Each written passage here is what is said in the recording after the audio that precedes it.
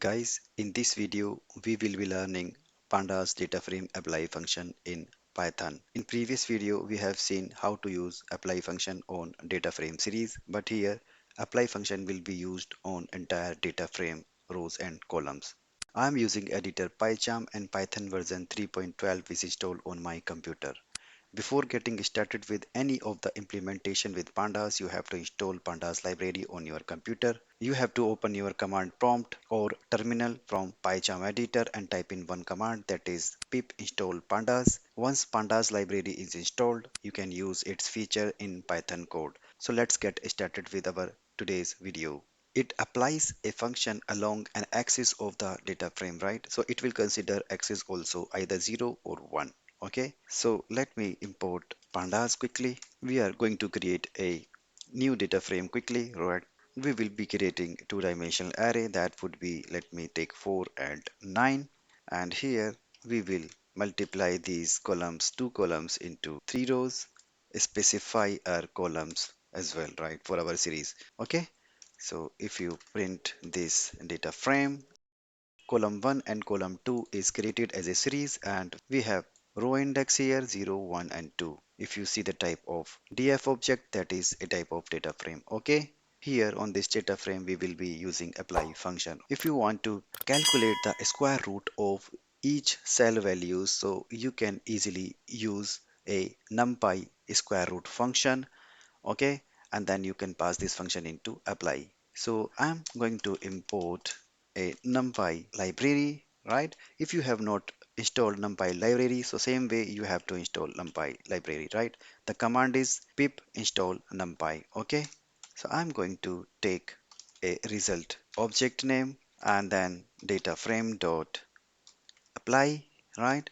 If you see the apply function documentation, you will see it accepts function argument. Okay, apply a function along an axis of the data frame. Okay, as we said here, the parameters functions to apply to each column or row, right? Axis 0. So here we are going to use numpy dot sqrt function. Okay, and then we will be printing this result object. Okay, so you will get the square root of 4 and 9. Okay, you see square root of 4 is 2 and square root of 9 is 3, right?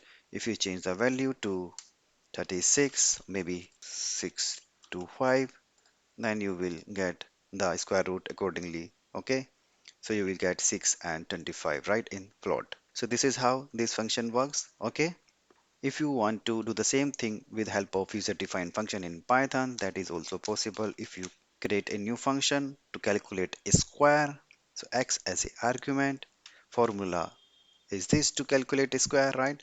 So here instead of np.sqrt, so I'm going to use sqr, this my user-defined function, right? So it will calculate the square of 36 and 625, right?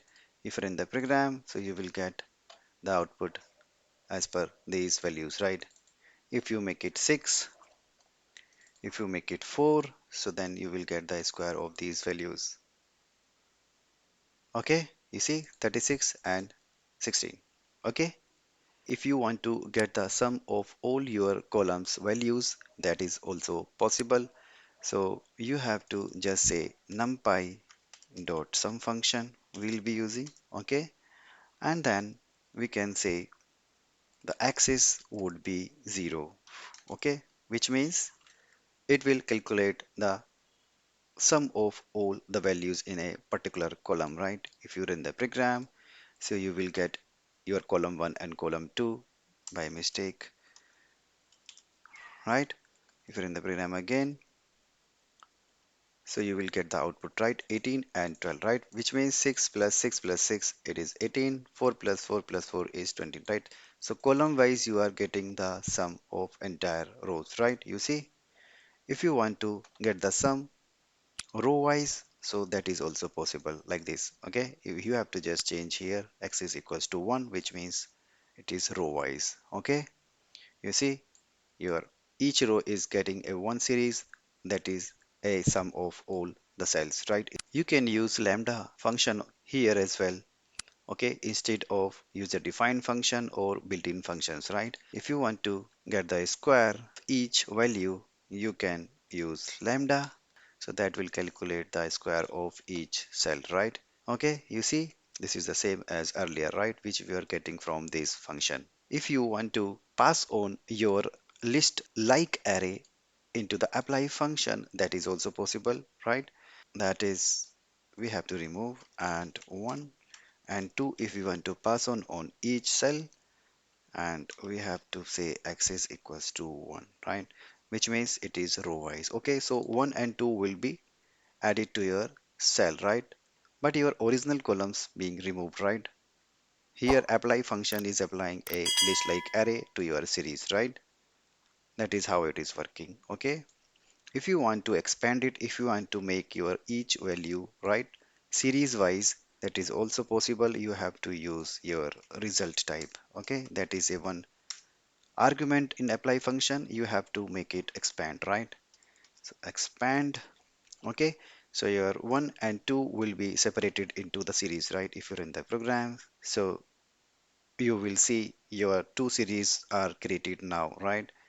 And even indexes also being assigned to 0 and 1.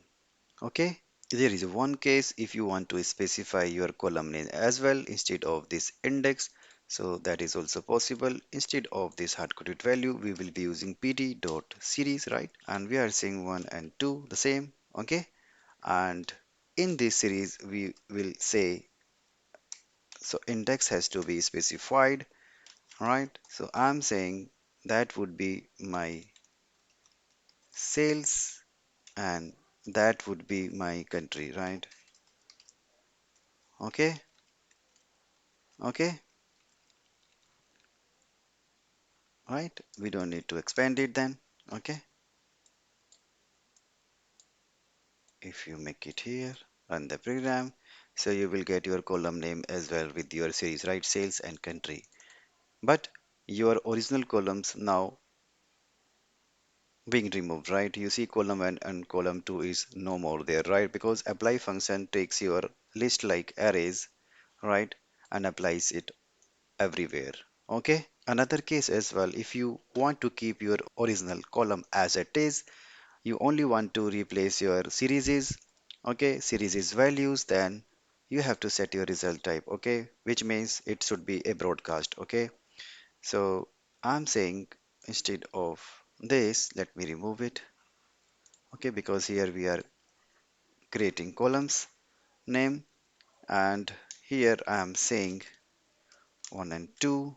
Okay, and then here result type has to be broadcast. Okay, so what it will do, it will keep your original column name as it is, but your values will be replaced with these values. Okay, if you're in the program, so you will get your original column name. Okay, only we are passing our list like arrays. That brings us to the end of the today's video. We hope you found it informative and engaging. Don't forget to subscribe to our channel for more exciting content on all things tech related. Thanks for watching, and we will see you in the next video.